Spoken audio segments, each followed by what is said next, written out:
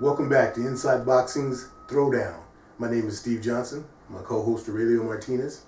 In this segment, we're going to talk a little bit about Saturday night's HBO fight between Timothy Desert Storm Bradley and Jesse Vargas, where Tim Bradley picked up his 5th world title and also that interim WBO welterweight title. Welterweight belt. Yeah. It was an interesting bout as far as I was concerned from an aspect of just Desert Storm doing what he does, another guy who's strong. But you tell me, but give your opinion. You know what? I'll tell you what. The beginning of that fight I thought was very competitive. The first few rounds. Okay, I think it was very competitive. I think Vargas came out doing what he's supposed to do.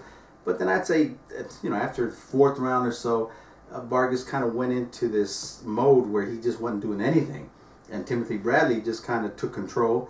Does what Timothy Bradley does. He comes forward, throws a lot of punches, throws them with vengeance, and he's just one of them. He just one of them boxers, and he took command of the fight. He took command of the fight, and won till the end of the fight where he walked right into that straight right and just about put him out. And as a matter of fact, the controversy that follows that is the referee steps in, stops the fight. He steps in when the 10-second clacker went on, and he stopped the fight, and he took that opportunity away from Vargas. And you get a lot of talk around the internet and all that, and they some people talk about Vargas got robbed, and other people talk about the controversy. Well, let's not make a mistake, Steve. Vargas did not get robbed. No. Okay. No, he did not get robbed. That fight was done. He had lost the fight. Decision-wise, he lost the fight. He did get denied the opportunity to win the fight because, when you're hurt like that, many people are going to say, well, I think Timothy Bradley would have survived them last 7 seconds. I think, but see, no one knows. One punch.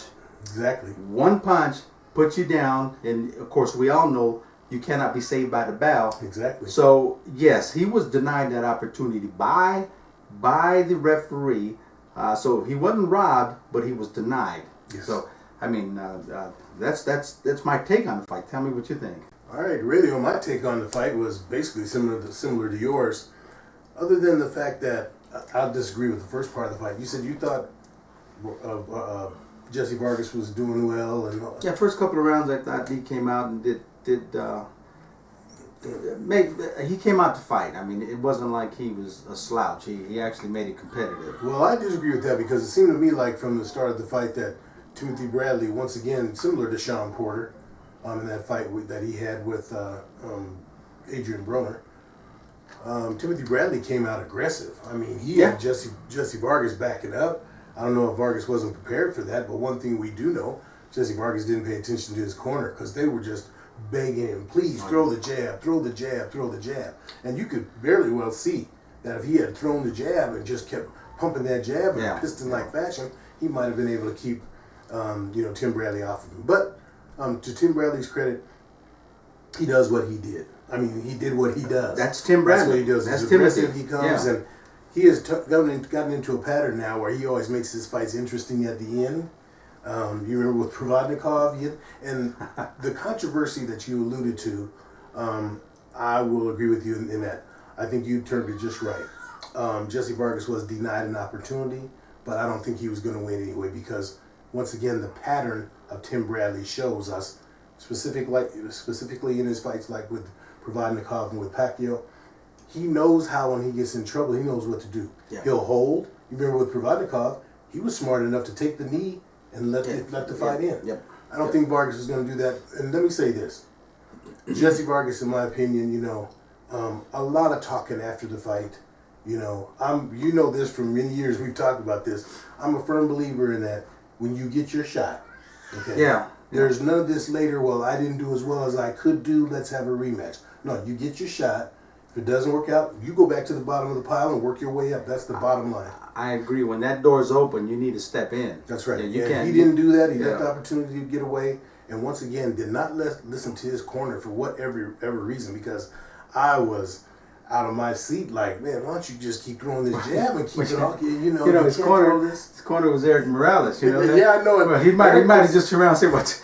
I've never seen you throw a jab." But then no, but you're right. But the thing is that Eric Morales can fight. See, Jesse Vargas has shown that he can fight. Well, that's my point, and that's what I meant after the first couple of rounds. Yeah. I mean, the first couple of rounds, I think Jesse was in there trying to be competitive. Yeah. I didn't mean he won any rounds drafted. He was being competitive. All right. But if you look at the middle rounds, like maybe from the third on up, man, he was getting hit with everything Timothy threw, man. Yeah. I mean, it was like he was catching punches with his head, with his face. I mean, it was like, I don't want to see this. Well, you think in the translation, you remember, I think it was in the 5th round. It was in the 5th round where Eric Morales got juiced up because he did tell him, he said, fight! I mean, he was like, do something. That's right. He said, hey, if you, since you're not going to throw the jab like a master, let's sit down and go ahead and fight. And you get into that Mexican mentality,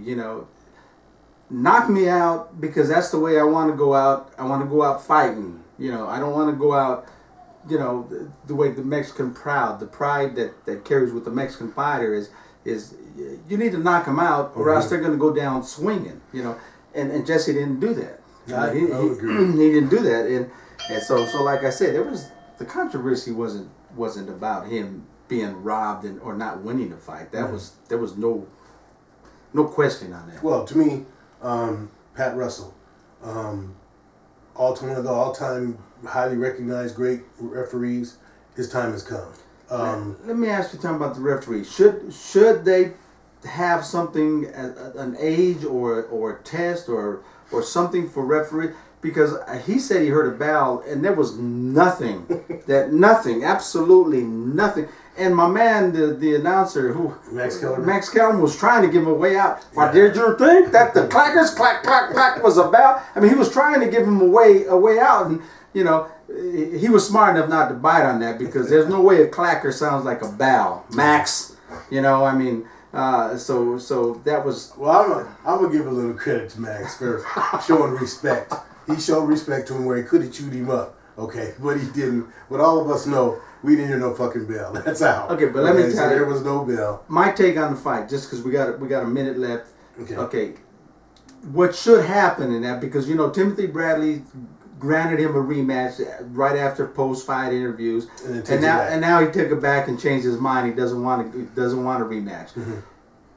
The right thing to do for the commission needs to step in, demand it, and well, I don't think they should demand a thing, but I think the way they do this is that fight has to be deemed an NC, a no contest, because nobody can sit there. You can sit there and say he had. Timothy could have hung on for 7 seconds. Yeah. Others are going to say one shot, and no one really knows.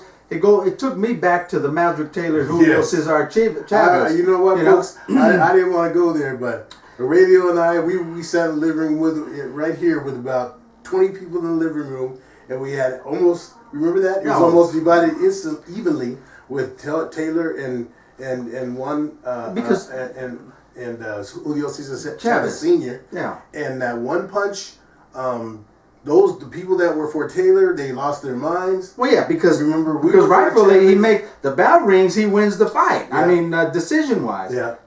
But if Julio gets that another shot in there, not only does he knock him out, he permanent damage or death. And my stance from that fight still remains to this day is that look at Maldrick Taylor now. And that was it. That was it. He was never the same. And I still contend that one more punch could have been crucial, but not to that degree. But I understand what you're saying. And I think you're right. Yeah. The right thing would be for a no contest. Contest. But if that is not the case, and I doubt that it will be.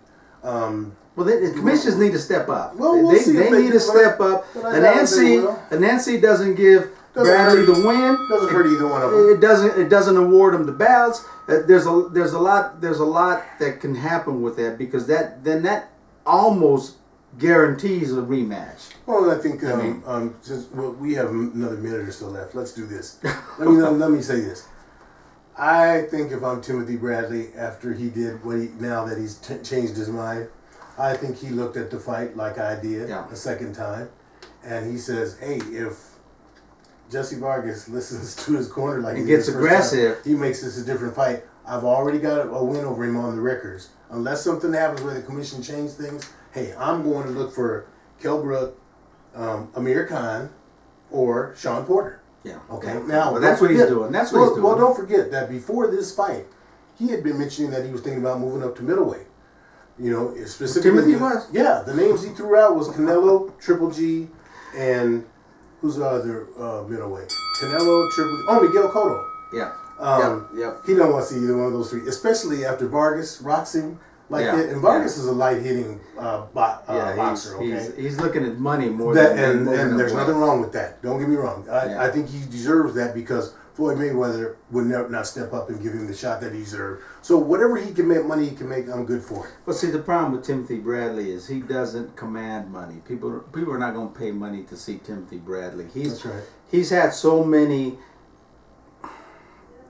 Let me just say, for the looking word, he's had so many lucky decisions, so many lucky outcomes. Yes. Okay, but he hasn't been the dominant to where people are going to say, okay, I'm going to pay $65, $75, $95, $100 to see him on paper. So he'll be the B side, but there's an advantage for him being the B side, like you said. He's not an easy out. Yeah, but even B side has to bring in money. Well, I'm saying that in his case, that's why I mentioned Amir Khan and Kell Brook, because he's got to go across the water. Oh yeah, and then fight. There's money there for anyone that wants to go across the pond. 80,000 people at Wembley Stadium. Yeah, you know, you get your ass whooped over there, you're gonna get paid, but there's probably an ass whooping coming. Okay, how many people want to go over there? Okay, guys. All right. Well, anyway, we're going to come back and we're going to talk a little bit about open boxing. We also still want to talk about our amateur segment and talk about the amateur scene. So stay tuned. Come right back and watch the next segment. And until then, keep them hands up. Keep them up.